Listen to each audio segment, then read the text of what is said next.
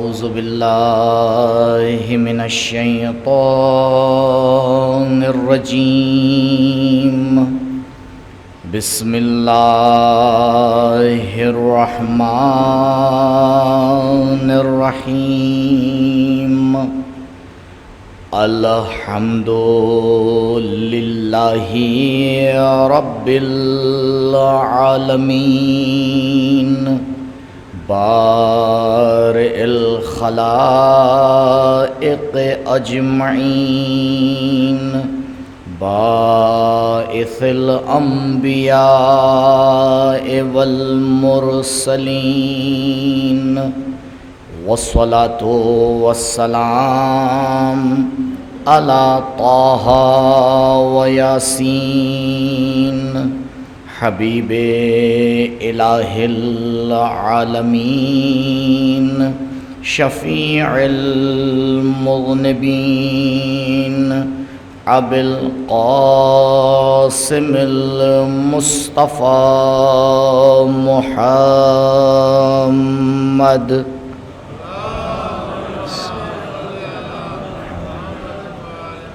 وعلى أهل بيته الأطيبين الأطهرين المعصومين المظلومين الذين أذهب الله عنهم الرجس وطهرهم تطهيرا.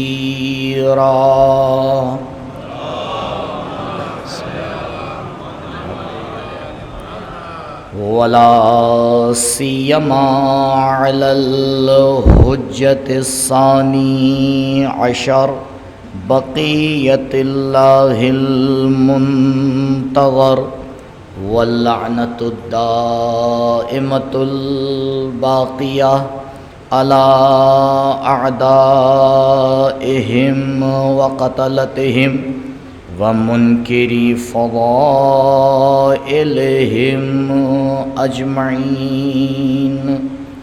أما بعد فقد قال رسول الله صلى الله عليه وآله وسلم إن الحسين مصباح الهدى وسفينة النجاة. درود پڑھیں بار محمد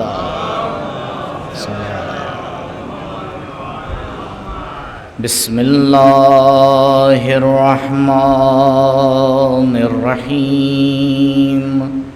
اللهم كل وليك الحجة ابن الحسن صلواتك عليه وعلى آبائه في هذه الساعة وفي كل ساعة وليا وحافظا وقائدا وناصرا ودليلا وعينا حتى تسكنه أرضك طوعا وتمتعه فيها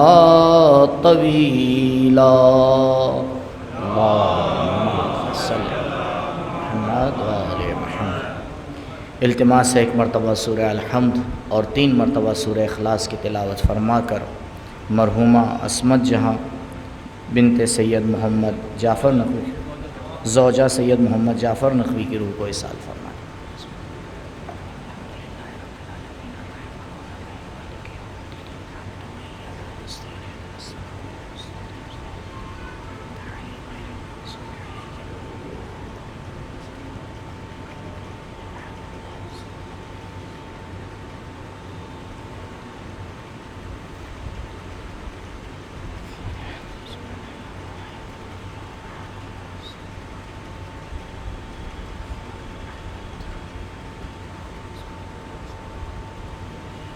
ایک مرتبہ درود پڑھیں بر محمد و آل محمد۔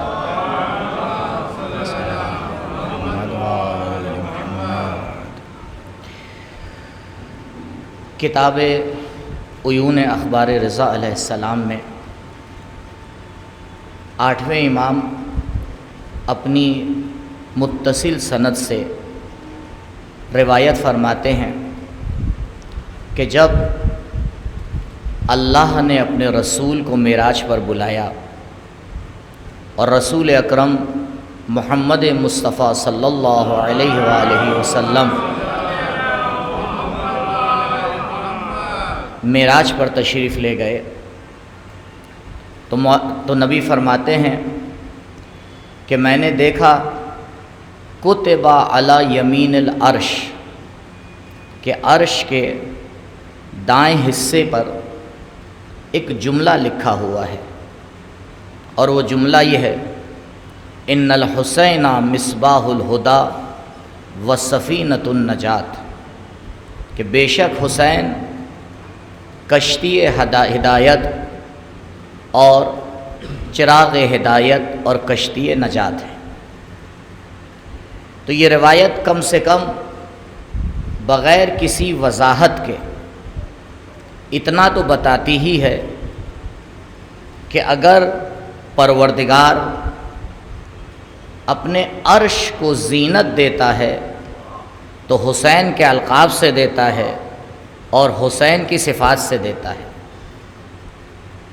تو لہٰذا اگر ہم اپنے گھروں کی دیواروں کو اہل بیت کے نام سے سجاتے ہیں، ان کے القاب سے سجاتے ہیں، ان کی روایات سے سجاتے ہیں، تو یہ ہمارا ایجاد کردہ طریقہ نہیں ہے، بلکہ یہ تو وہ طریقہ ہے جسے پروردگار نے ہمیں سکھایا ہے، نبی نے ہمیں بتایا ہے۔ درود پڑھیں بر محمد و آل محمد۔ لہٰذا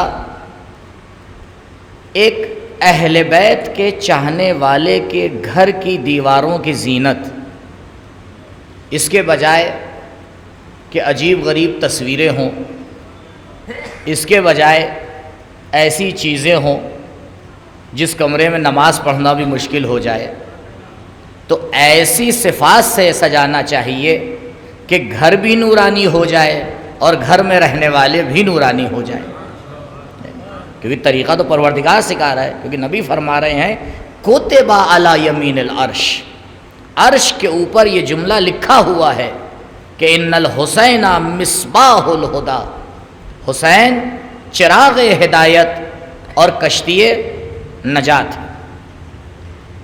قابل تأمل ہے کہ پروردگار نے یہی دو صفات کیوں ایک ساتھ رکھی، دو صفتیں ایک ساتھ بیان کی جا رہی ہیں، کوئی تو وجہ ہوگی۔ اب اسے سمجھنے کے لیے آپ کی خدمت میں ایک چھوٹا سا مقدمہ عرض کرنا ہے اور اس کے بعد نتیجہ آپ کی خدمت میں۔ پروردگار نے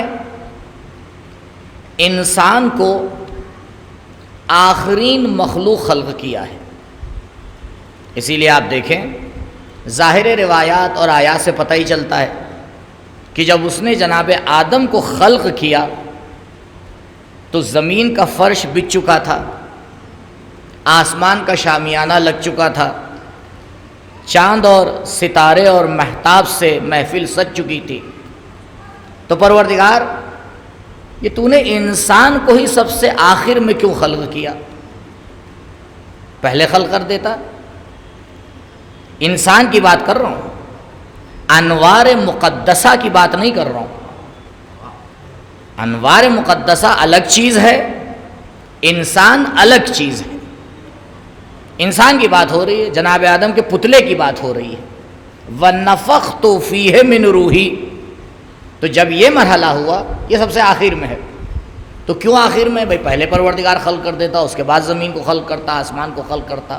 کہا نہیں، تم نہیں جانتے ہو کہ جو سب سے اہم مہمان ہوتا ہے اسے سب سے آخر میں بلایا جاتا ہے۔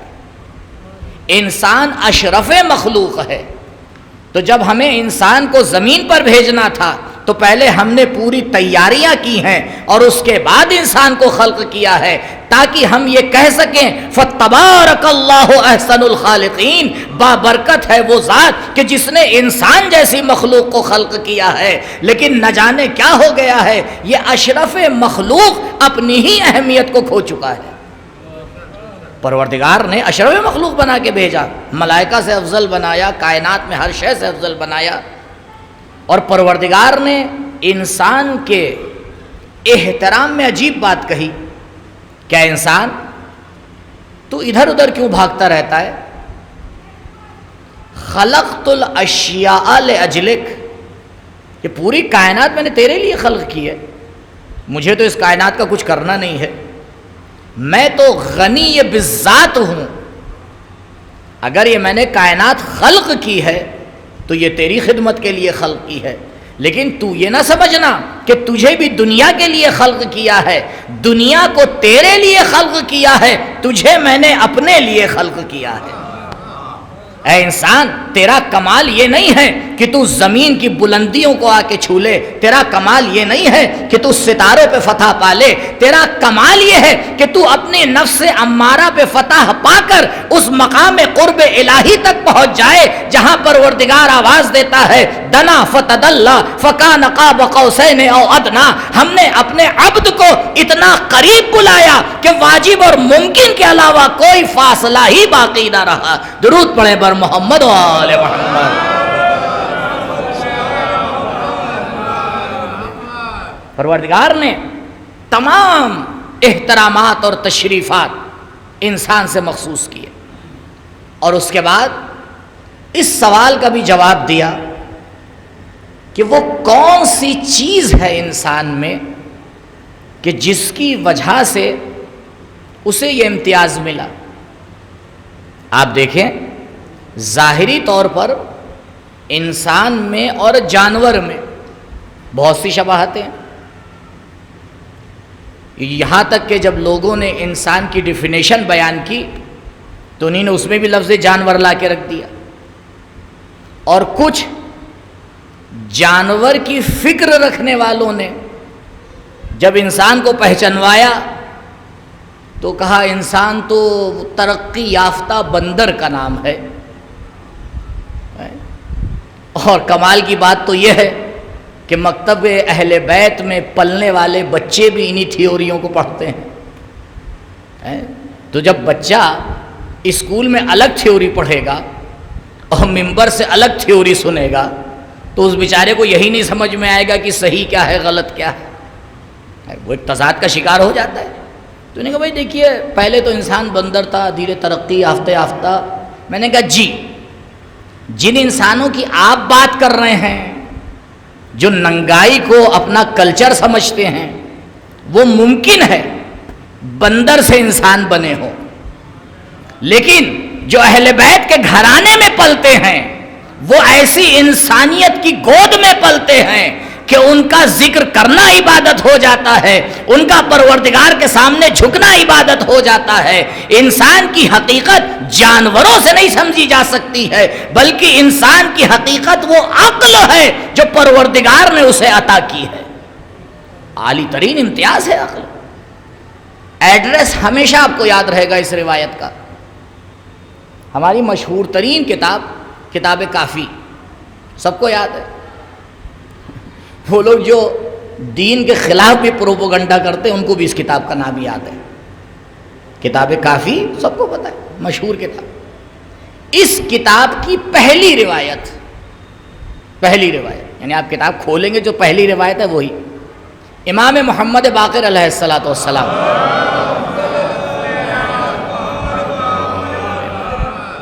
البتہ یہ بھی جائے گفتگو ہے کہ شیخ کلینی جیسی شخصیت نے اس روایت کو نمبر 1 کیوں رکھا۔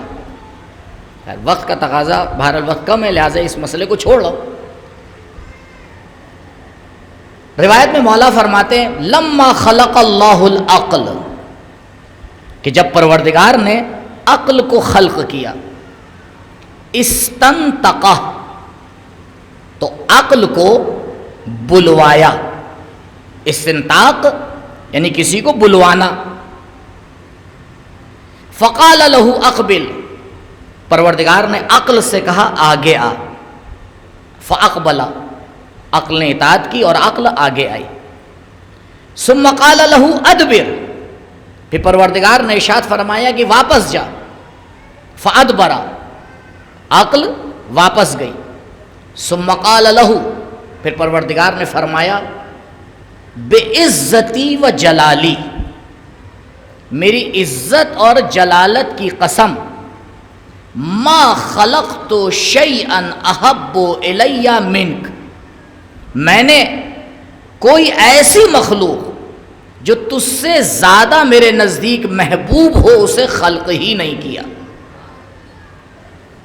اور اس کے بعد پروردگار فرماتا ہے بکا اصیبو و بکا اعاقبو، میں تجھے ہی معیار بنا کر ثواب دوں گا اور تجھے ہی معیار بنا کر عذاب کروں گا. یعنی ثواب اور عقاب کا معیار عقل ہے.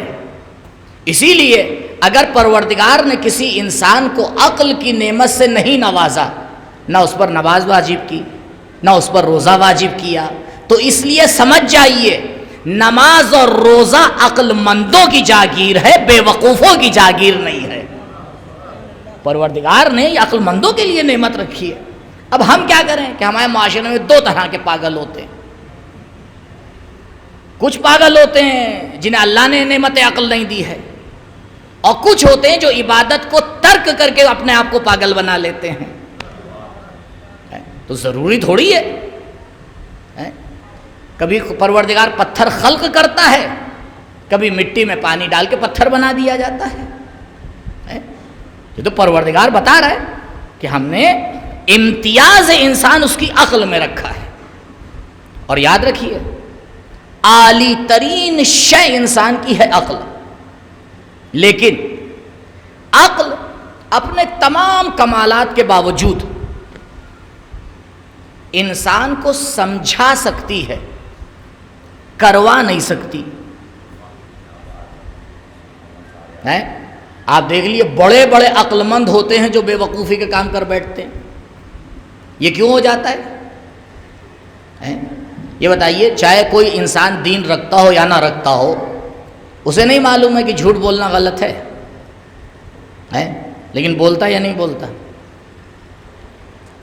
اسے پتا ہے نا کہ غیر کا مال کھانا غلط ہے، تب بھی جب دیوار گرتی ہے دوبارہ اٹھاتا ہے تو ایک بالش آگے بڑھ جاتا ہے.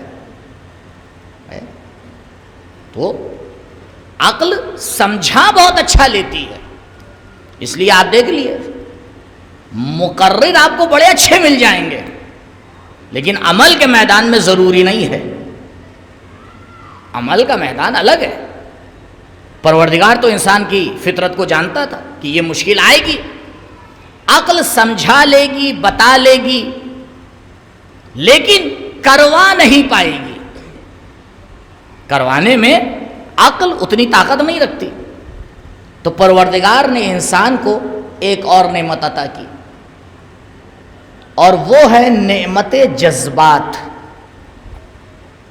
آپ دیکھیے کسی بھی انسان کے جذبات کو آپ اجاگر کر دیجئے، بڑے سے بڑا کام وہ کر دے گا. جذبات آپ کسی جوان کے آپ ابھار دیجئے، پھر وہ یہ تھوڑی دیکھتا ہے کہ دین کی بدنامی ہو رہی ہے، حرام ہو رہا ہے، فلاں ہو رہا ہے. اسے تو اب یہ کام کر کے دکھانا ہے. جذبات عقل کے اوپر پردہ ڈال دیتے ہیں. آیت اللہ جوادی عاملی حفظہ اللہ فرماتے ہیں کہ عربی میں پتہ ہے عقل کو عقل کیوں کہتے ہیں؟ لفظ عقل کو عقل کیوں کہا گیا ہے؟ عرب اونٹ پالتا تھا، سبھی کو پتہ ہے عرب میں اونٹ بہت ہوتے تھے. تو جو اونٹوں کا ڈرائیور ہوتا ہے جسے کہتے ہیں ساربان، تو جب یہ اونٹ کی قطار لے کے نکلتا تھا تو اس کے لیے ایک بڑی مشکل پیش آتی تھی. الگ الگ سائز کے اونٹ ہوتے تھے. تو جو بڑا اونٹ ہے اس کا قدم بھی بڑا ہوتا تھا، چھوٹا اونٹ ہے تو قدم بھی چھوٹا ہوتا تھا. اب ایک قطار میں سب کو لگانا بڑا مشکل، کیونکہ اگر بڑا اونٹ آگے ہے تو پیچھے والوں کو دوڑنا پڑ رہا ہے. اور اگر بڑا اونٹ پیچھے ہے تو وہ آگے والوں کو دھکا مار رہا ہے. یہی ہوتا ہے نا. تو اب یہ بڑی مشکل ہو گئی ساربان کے لیے کہ کرے تو کیا کرے, کبھی اسے روکے, کبھی اس کو روکے, کبھی اسے آگے بڑھائے, کبھی اسے آگے بڑھائے. تو اس نے ایک طریقہ نکالا جو آپ نے یہاں بھی دیکھا ہوگا, ہمارے شہر میں بھی. اس نے ایک سائز کی رسی لی اور سارے اونٹوں کے آگے اور پچھلے پیر میں باندھ دی. اب اس رسی نے کیا کام کیا, سب کے قدم کو برابر کر دیا. مشکل حل ہو گئی. عرب اس رسی کو کہتا ہے اقال. اس رسی کو کیا کہتا ہے, اقال. اور اسی اقال سے بنا ہے لفظ عقل, یعنی عقل یعنی کنٹرولر. عقل اس طاقت کو کہتے ہیں جو قدم کو آ کے کنٹرول کرتا ہے, بتاتی ہے کتنا آگے بڑھنا ہے, کہاں پہ رک جانا ہے. عقل, اس لیے اسے عقل کہا جاتا ہے. تو وہ فرماتے ہیں کہ پروردگار نے انسان کو عقل کی بھی طاقت دی, جذبات کی بھی طاقت دی. لیکن اب ایک مسئلہ کھڑا ہو گیا, جہاں دو طاقتیں ہوں, دو پارٹیاں ہوں, تو ہر کوئی کہے گا ہمیں ووٹ دو. لیکن اللہ کا قانون ہے, چاہے 5 معصوم ہوں, رہبر ایک ہی رہے گا. اس لیے آپ کبھی نہیں دیکھیں گے اسلام میں کہ ایک وقت میں 2 رہبر رہے ہوں. 2 معصوم ہیں, دونوں بالکل ایک جیسے ہیں, دونوں جوانان جنت ہیں, لیکن جب بڑا بھائی امام ہے تو دوسرا اسی کے پیچھے چلتا ہوا نظر آئے گا. مباہلہ میں 5 معصوم جائیں گے, لیکن امامت ایک ہی کرتا ہوا نظر آئے گا. تو یہ قانون اسلام ہے. جس قوم میں 10 لیڈر ہو جاتے ہیں, وہ قوم سوائے بربادی کے کچھ نہیں دیکھ سکتی ہے. کہا اگر قوم کو متحد کرنا ہے تو پہلے لیڈرشپ کو متحد کرنا پڑے گا. جب تک مین متحد نہیں ہوتا, قوم متحد ہو ہی نہیں سکتی ہے. درود پڑھے بر محمد و آل محمد. پروردگار نے انسان کو دونوں طاقتیں دی, لیکن اب مشکل یہ ہے کہ ان دونوں میں کسے امام بنایا جائے. اور یاد رکھیے, صرف امام بنا دینے سے کوئی امام نہیں بنتا. نماز جماعت میں جو آگے کھڑا ہوتا ہے اسے کیا کہتے ہیں؟ جس کے پیچھے ہم اور آپ نماز پڑھتے ہیں, اقتداء کرتے ہیں, اسے کہتے ہیں امام. تو وہ بھی امام ہے یا نہیں ہے؟ تو صرف ہمیں کہنے سے امام ہو جائے گا, یا ہمیں عمل میں بھی اس کی تاسیسی کرنا پڑے گی؟ بتائیے. جب وہ رکوع میں جائے گا تبھی رکوع میں جائیے گا, یا جماعت نہ پڑھیے, یا بالکل اس کے نقش قدم پہ چلیے. تو کہا دیکھو یہ نہیں ہوگا کہ امام بھی بناؤ اپنے حساب سے بھی چلو. اگر ایسے ہوگا تو بھی جماعت نہیں ہو پائے گی. جماعت کا تقاضا یہ ہے کہ اگر اس نے لمبا سورہ پڑھا تو چپ چاپ سنتے رہو. اگر تمہارا دل چاہ رہا ہے کہ وہ لمبا سورہ پڑھے, اس نے چھوٹا ہی سورہ پڑھ دیا, تو اب تمہیں رکوع میں جانا پڑے گا. اب وہ سجدے میں اگر طولانی ذکر پڑھ رہا ہے, کمر میں درد ہے, تب بھی سجدے میں رہنا پڑے گا. کیوں؟ کیونکہ اطاعت امام کو ہی جماعت کہا جاتا ہے. اسی لیے پروردگار نے جماعت کا ثواب اتنا زیادہ رکھا کہ اگر 10 لوگ ہو جائیں تو ملائکہ بھی نہیں لکھ سکتے. اگر جماعت میں تعداد 10 سے اوپر ہو جائے تو روایت ہے ملائکہ بھی اس کے ثواب کو نہیں لکھ سکتے. یہ جماعت کا ثواب ہے. تو جماعت میں 2 لیڈر نہیں ہو سکتے, ایک ہی ہوگا, ایک ہی امام پڑھائے گا. ہو سکتا ہے کہ ایک پیچھے کھڑا ہو, ایک اور کھڑا ہو جائے, بھیا آپ ہم بھی پڑھا رہے ہیں, آپ بھی پڑھا رہے ہیں, جس کی دل چاہے اقتداء کر لیجئے. نہیں ہو سکتا نا. تب آئیے طے کرتے ہیں کہ عقل اور جذبات کے درمیان کسے امام بنانا ہے. وہ انسان جو عقل کو امام بناتا ہے وہ وقت پر جذبات کو کنٹرول کر لیتا ہے. کہا دیکھو جذبات کی باغ ڈور عقل کے ہاتھ میں ہونا چاہیے. جب چاہے اسے کنٹرول کر لے, جب چاہے اسے آزاد کر دے. جس قوم کے جذبات کنٹرول میں رہتے ہیں وہ اتنی سروری کرتی ہے کہ جب حملہ ہوتا ہے تو فوراً پلٹ کے حملہ نہیں کرتے ہیں, بلکہ مناسب وقت کو دیکھتے ہیں. تو جب آ کے حملہ کرتے ہیں تو اچھے اچھوں کے پسینے چھڑوا دیتے ہیں. درود پڑھیں بر محمد و آل محمد.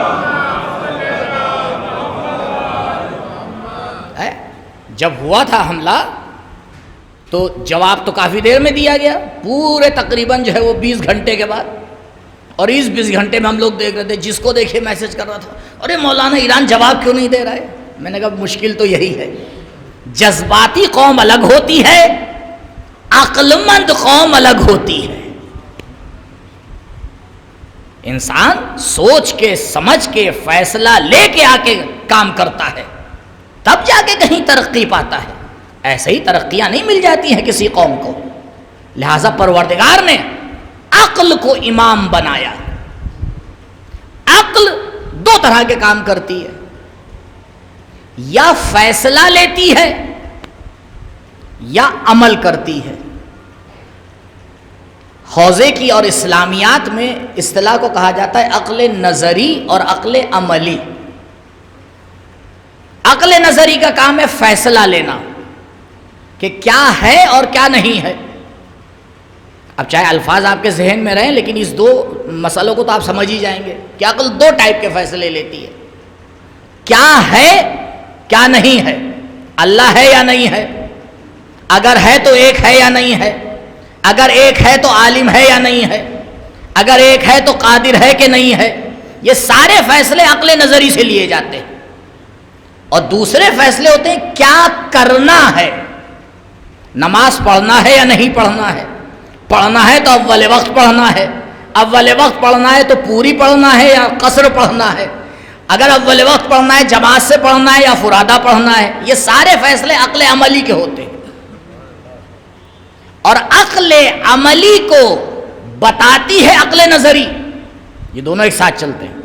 تو پروردگار نے انسان کو خلق کیا، انسان کا امتیاز اس کی عقل کو قرار دیا، اور عقل کو حکم دیا کہ وہ جذبات کو کنٹرول کرے، امامت کرے، اور عقل کو دو طرح کی کارکردگی دی، یا تو فیصلہ لے کیا ہے اور کیا نہیں ہے، یا فیصلہ لے کیا کرنا ہے کیا نہیں کرنا ہے۔ یہاں تک بات واضح ہو گئی۔ اب چلتے ہیں حدیث کی طرف۔ حدیث کیا کہہ رہی ہے؟ ان الحسین مصباح الہدی و سفینۃ النجات۔ فیصلہ لینے میں چراغ کی ضرورت ہوتی ہے۔ اگر انسان صحیح راستے کو سمجھنا چاہ رہا ہے تو اندھیروں میں نہیں سمجھے گا، اسے روشنائی کی ضرورت ہوتی ہے۔ عرش پر پروردگار نے آواز دی، عقل نظری میں اگر تمہیں ہدایت کی ضرورت ہو تو حسین کے چراغ کو تھام لینا، عقل نظری میں حسین تمہاری ہدایت کر دیں گے۔ کشتی چلنے کا نام ہے، کہا دیکھو عقل عملی میں اگر ہدایت کی ضرورت ہو تب بھی حسین کا دامن تھام لینا، حسین عقل عملی میں بھی ہدایت کرتے چلے جائیں گے۔ درود پڑھیں بر محمد و آل محمد۔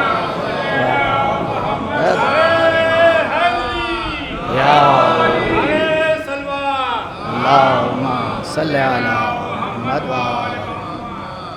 کسی صاحب کا انتقال ہوا، پروردگار مرحومہ کو غریق رحمت فرمائے، ان کے درجات بلند فرمائے، اور تمام مرحومین پر اپنی رحمت خاصہ کا نزول فرمائے۔ تو کچھ دن کے بعد ان کے بیٹے نے مرحوم کو خواب میں دیکھا، لیکن دیکھا کہ والد آگے آگے جا رہے ہیں اور پیچھے کوئی ایک لالٹین لے کے چل رہا ہے جس کی ہلکی ہلکی روشنی آگے آ رہی ہے۔ بھئی لالٹین پیچھے لے کے چلیں گے تو پوری روشنی تھوڑی آئے گی، اور بار بار ان کے والد کہہ رہے ہیں کہ بھیا آگے آ جاؤ، لیکن وہ شخص جو پیچھے لالٹین لے کے چل رہا ہے وہ آگے ہی نہیں آ رہا ہے۔ انہی نے خواب دیکھا، خیر اٹھ گئے، صبح گئے کسی مولانا کے پاس، کیونکہ اب تو مولانا یاد ہی آئیں گے، کچھ خاصی ٹائم تو ہے ہمارے معاشرے میں جب مولوی یاد آتا ہے، ہر وقت تھوڑی یاد آتا ہے۔ تو گئے، وہ مولانا صاحب خواب دیکھا ہے، کہ کیا دیکھا؟ بتایا۔ تو جب بتایا تو کہنے لگے بیٹا یہ بتائیے کہیں آپ کے والد کی کچھ نمازیں تو قضا نہیں تھیں؟ تو اس نے کہا ہاں قضا تھی۔ کہا آپ نے کیا کیا؟ کہا پڑھوا رہا ہوں، خود بھی پڑھ رہا ہوں۔ کہا جی، وہ لالٹین وہی قضا نمازیں تھیں، کیونکہ اگر خود پڑھ کے گئے ہوتے تو لالٹین آگے ہوتی، اب بعد میں جب بھیجی جا رہی ہیں تو اس سے زیادہ روشنی نہیں ملنے والی۔ تو روشنی ملتی ہے، لیکن کیسے ملتی ہے وہ ایک الگ مسئلہ ہے۔ پروردگار نے اس ذات مقدسہ کو چراغ ہدایت بنایا، کہا دیکھو اگر عقل نظری کے میدان میں تمہیں ہدایت لینا ہے تو حسین تمہیں راستہ دکھانے والا چراغ ہے۔ حسین وہ چراغ ہے جو پوری دنیا کے طوفان اور اندھیرے میں تمہیں بتائے گا کہ کیا چیز ہے اور کیا چیز نہیں ہے۔ اگر حسین کی زبان نے کہہ دیا پروردگار میں تیری بارگاہ میں اپنے ہدیے پیش کر رہا ہوں، تو یقین کر لینا کہ پروردگار ہے۔ اگر پروردگار کی رحمت کی گواہی حسین نے دے دی تو یقین کر لینا وہ بڑا ارحم الراحمین ہے۔ اگر حسین نے پروردگار کے لیے کام کر کے آیت کو نازل کروا لیا تو سمجھ لینا کہ پروردگار خلوص کے اوپر آ کے راضی ہو جاتا ہے۔ درود پڑھیں بر محمد و آل محمد۔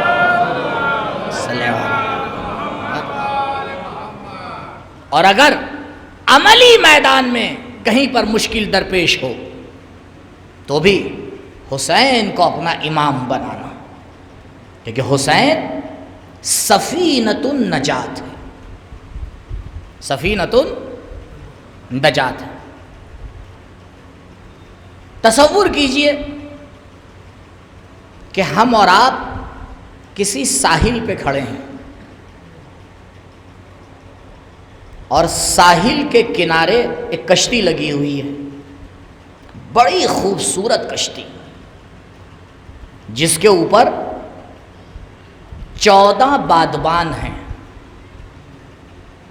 جس میں سے 5 الگ طریقے کے نظر آ رہے ہیں، اور جس کا ایک ناخدا ہے جس کا نام حسین ہے، اور ہم ساحل کے کنارے کھڑے ہوئے ہیں۔ کشتی کو کہتے ہیں سفینہ، سفینہ۔ اب ہمیں خبر دی جاتی ہے کہ قبلہ دنیا طوفان سے گھر چکی ہے اور ہم نظریں گڑائے ہوئے ہیں کشتی کے اوپر، ہے ہی اتنی خوبصورت، ہے ہی اتنی عظیم، اور ہم اس کی تعریف کر رہے ہیں، کرنا بھی چاہیے۔ اچھی شے کی تعریف نہیں ہوگی تو کس کی ہوگی؟ اب بار بار ہم سے کہا جا رہا ہے کہ دیکھیے طوفان نزدیک آ رہا ہے اور ہم اس کی تعریف کر رہے ہیں۔ آپ بتائیے اگر ہم اس کشتی کی تعریف ہی کرتے رہے لیکن اس کے اوپر سوار نہ ہوئے تو کیا ہم طوفان دنیا سے بچ جائیں گے؟ کشتی نجات دیتی ہے لیکن اس شرط پر کہ اس پر سوار ہوا جائے۔ جب تک انسان کشتی پہ سوار نہیں ہوتا، چاہے کیسی بھی کشتی ہو، چاہے ہم کتنی تعریف کر لیں، وہ ہمیں نجات نہیں دے پائے گی۔ کشتی تب نجات دیتی ہے جب انسان ساحل کو چھوڑتا ہے، کشتی پر سوار ہوتا ہے، اب یہ کشتی انسان کو طوفان سے بچایا کرتی ہے۔ کا پتہ کیسے چلے گا کہ کشتی پہ سوار ہے یا ساحل پہ چڑھے ہیں؟ میں ایک نشانی آپ کو دے رہا ہوں، اور سادی سی بہت آسان سی نشانی ہے کہ جس سے سمجھ میں آئے کشتی پہ سوار ہیں یا ساحل پہ کھڑے ہیں۔ بھئی 2300 تو فرق ہے۔ دیکھیے اگر ہم اور آپ کشتی پہ ہو سکتا ہے آج تک سوار نہ ہوئے ہوں، لیکن اتنا سمجھ میں تو آتا ہے نا کہ جب کشتی پہ کوئی سوار ہو جاتا ہے تو پھر وہ نہیں طے کرتا کدھر جانا ہے، وہ نہیں طے کرتا۔ آپ نے دیکھا ہے کوئی جا کے پائلٹ کو بتائے کدھر جانا ہے؟ اما اس کی تو ملاقات بھی پائلٹ سے نہیں ہوتی ہے۔ فیصلہ کون لیتا ہے کدھر جانا ہے؟ ناخدا فیصلہ لیتا ہے نا کشتی کدھر جا رہی ہے، اور جو کشتی پہ سوار ہے اسے کیا کرنا ہے؟ اطاعت محض کا کوئی چارہ نہیں ہے۔ اب راستہ تم نہیں بتاؤ گے، راستہ ناخدا بتائے گا، اور خود بخود ادھر چلتے چلے جاؤ گے جدھر ناخدا کشتی کو لے جائے گا۔ تو اب بڑا آسان ہے، اگر زندگی کے فیصلے ہم لے رہے ہیں اس کا مطلب یہ ہے کہ ساحل پہ کھڑے ہیں، اگر اہل بیت کے فیصلے پہ چل رہے ہیں اس کا مطلب یہ ہے کہ کشتی پہ سوار ہو چکے ہیں۔ درود پڑھیں بر محمد و آل محمد۔ انسان اپنی زندگی میں دیکھ لے کہ وہ فیصلے کس کے اعتبار سے لے رہا ہے. اگر ہر فیصلے میں وہ اپنی عقل لڑائے جا رہا ہے، اگر ہر فیصلے میں وہ اپنے جذبات کو آگے بڑھائے جا رہا ہے، اگر ہر فیصلے میں وہ اپنی منفعت کو دیکھتا جا رہا ہے، تو یقین کر لے کہ وہ ابھی ساحل پہ کھڑا ہوا ہے. لیکن اگر سر تسلیم اہل بیت کے آگے جھکا ہوا ہے، ان کے اعتبار سے سو رہا ہے، ان کے اعتبار سے جاگ رہا ہے، ان کے اعتبار سے کھا رہا ہے، ان کے اعتبار سے تجارت کر رہا ہے، ان کے اعتبار سے صلہ رحم کر رہا ہے، ان کے اعتبار سے تولا کر رہا ہے، ان کے اعتبار سے تبرع کر رہا ہے، تو سمجھ میں آئے گا کہ یہ کشتی حسین پہ سوار ہو چکا ہے. حسین اس کا امام ہے، جدھر حسین لے کے جا رہے ہیں یہ ادھر ہی جا رہا ہے. درود پڑھیں بر محمد و آل محمد. یہ نشانی ہے، یہ سمجھنے والی بات ہے کہ انسان کدھر جائے. سفینۃ النجات، اتنا بھروسہ ہونا چاہیے کہ انسان اس بات کو سمجھ جائے کہ کس کے فیصلے کے آگے سر جھکانا ہے. بڑی تعجب کی بات ہوتی ہے کہ یہ ہستیاں کسی چیز کی طرف بلاتی ہیں اور کبھی کبھی انسان کسی اور طرف چلتا ہوا نظر آتا ہے. چلیے ایک اور مسئلہ اسی کے ذیل میں حل کر لیتے ہیں. ایک بڑا ٹیڑھا مسئلہ ہے اسلامیات میں کہ انسان مختار ہے یا مجبور. اور بڑے بڑے فرقے بن گئے اسی میں مسلمانوں میں. ایک فرقہ بن گیا جس نے کہا انسان پوری طرح سے مجبور ہے. بہت زیادہ وہ موحد ہو گئے، کچھ زیادہ ہی. کہتے نہیں ہے دیکھ سے زیادہ چمچہ گرم. انہیں نے کہا نہیں، وہی ہوگا جو خدا چاہتا ہے، اس کے علاوہ تو ہوتا ہی نہیں. خدا نہ چاہتا تو شیطان تھوڑی جو ہے وہ سجدہ نہ کرتا. انہی نے پورا ایک مکتب بنا لیا، مکتب جبریہ. دوسرا مفوضہ کا بن گیا، ایک دم بالکل اپوزٹ. انہیں کہا جی نہیں، کائنات تو چابی بھری ہوئی گڑیا کی طرح ہے، اللہ نے خلق کر کے چابی بھر کے چھوڑ دیا، اب جو دل چاہے تمہارا کرو. اس سے کیا مطلب؟ ان کا نام رکھا گیا مفوضہ. اور جب مسلمان اٹکے تو پھر اسی در پہ آئے جب ہمیشہ آتے تھے. مصیبت تو مسلمانوں کی یہ رہی ہے کہ وقت پہ نہیں آتے. جب گاڑی اٹک جاتی ہے تب آتے ہیں، مولا بچائیے. یہ تو ان ہستیوں کا رحم و کرم ہے کہ کسی بھی موڑ پر انسان کو تنہا نہیں چھوڑتے. اگر آخری دن بھی ہوتا ہے اور کوئی توبہ کر لیتا ہے تو اسے علیہ السلام بنا دیتے ہیں. عام انسان ہو تو میں اچھا یاد کیجئے آپ نے کیا کیا کیا تھا. یہ تو جب عطا کرتے ہیں تو دروازے کے پیچھے سے عطا کرتے ہیں. راوی نے پوچھا مولا آپ نے دروازے سے پیچھے جا کے کیوں اس کو مال و دولت دیا؟ مولا نے کہا میں اس کے چہرے پر پیسے لینے کے آثار نہیں دیکھنا چاہ رہا تھا. میں نہیں چاہ رہا تھا. اور یہاں اگر کوئی تھوڑا سا ایک بار دے دے تو پھر یاد کیجئے گا ذرا، ہم ہی نے آپ کو بچایا تھا. تو انسان عمل کر لیتا ہے، اپنے عمل کو نہیں بچا پاتا. خیر، تو یہ دو فرقے بنے. پھر اہل بیت نے آ کے صحیح بات بتائی. اب اس صحیح بات کو سمجھا کیسے جائے؟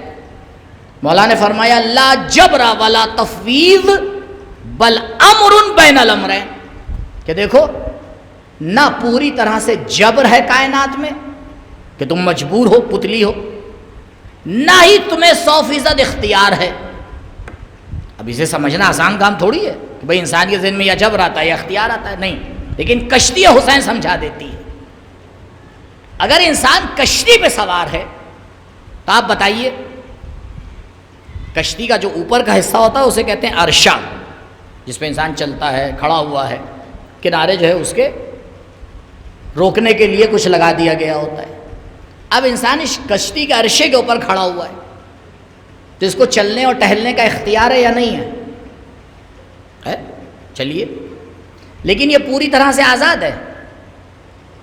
کہا دیکھیے قبلہ، کشتی کی باؤنڈری میں رہیے گا. اگر باؤنڈری کراس کی تو پھر اگر جان گئی تو ابھی اپنے آپ کو باتیں سنائیے گا. تو یہ مجبور ہے یا مختار ہے؟ کہ نہ 100% مجبور ہے نہ 100% مختار ہے، اختیار اتنا ہی ہے جتنا کشتی کا دائرہ ہے، اس کے باہر نہیں جا سکتا ہے۔ تو پروردگار نے بھی کہا دیکھو اتنا ہی اختیار ہے جتنا پروردگار نے تمہارے حوالے کیا ہے۔ اب یہ نہ سمجھ لینا کہ تم 100% آزاد ہو، اگر 100% آزاد سمجھو گے تو پھر پانی میں ڈوب کے غرق ہو جاؤ گے۔ اس لیے کشتی حسین کے دائرے میں رہنا، جہاں حسین حدیں بنا دے نہ اس سے پیچھے رہنا نہ اس سے آگے بڑھنا۔ درود پڑھے بر محمد آل محمد۔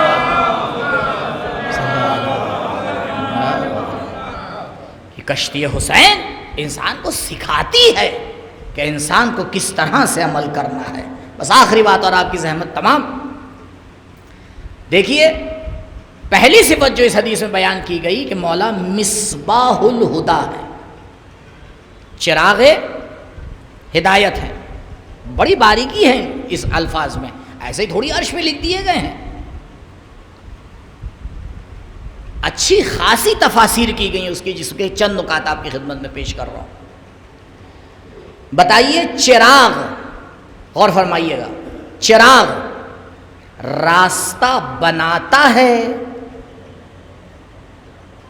یا راستہ دکھاتا ہے؟ بتائیے چراغ کا کیا کام ہے؟ دکھانا ہی کام ہے نا، تو پھر ہم کیوں دین بناتے ہیں؟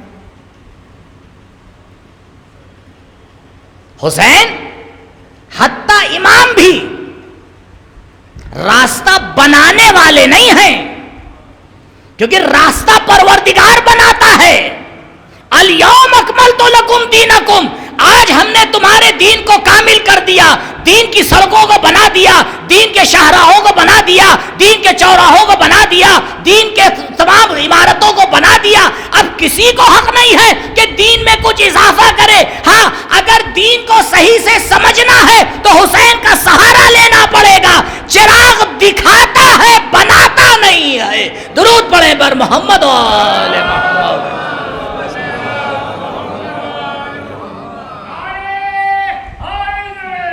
یا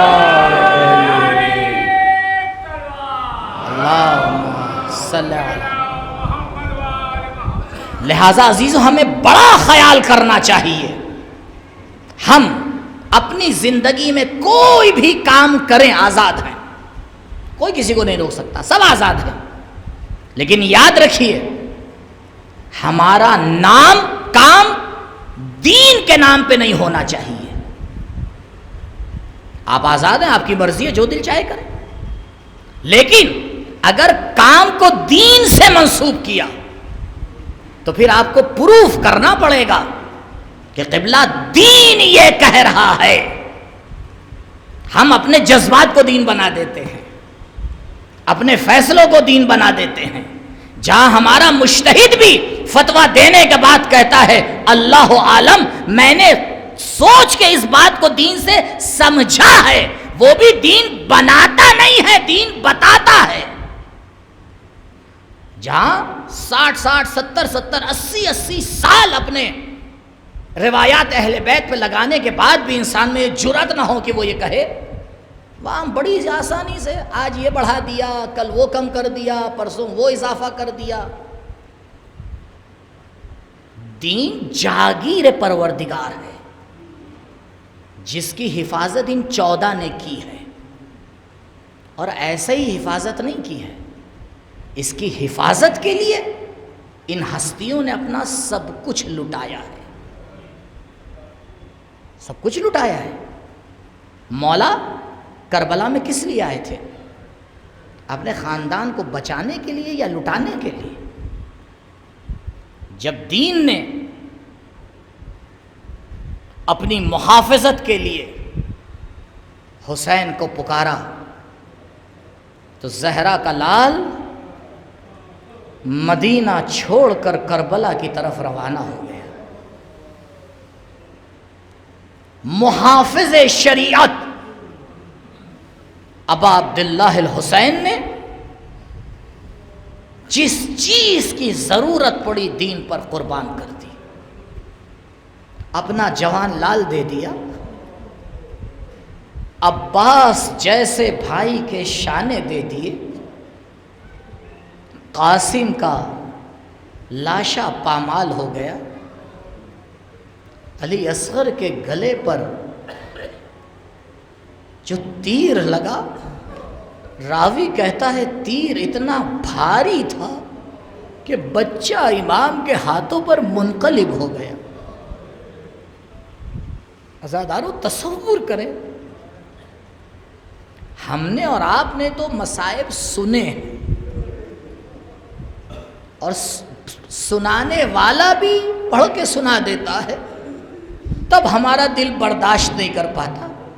تو سوچے وہ علی کی بیٹی جو خیمے سے کھڑی دیکھ رہی ہوگی، اس پر کیا گزری ہوگی، اور ان تمام مصائب کو برداشت کرنے کے بعد جب شام غریبہ میں زینب کی چادر لٹتی ہے تو زینب کس طرح سے برداشت کرتی ہے۔ آزادارو، یہ وہی ایام ہے کہ یہ لٹا ہوا قافلہ کوفے سے شام کی طرف جا رہا ہے۔ روایات کہتی ہے کہ 15 محرم کو یہ کارواں کوفے سے چلا ہے اور پہلی سفر کو یہ شام پہنچا ہے، لیکن اتنی آسانی سے یہ شام نہیں پہنچا ہے، کیونکہ انہیں ایسے ناکوں پہ بٹھایا گیا ہے جس پر نہ کوئی محمل ہے نہ کوئی کجاوا ہے۔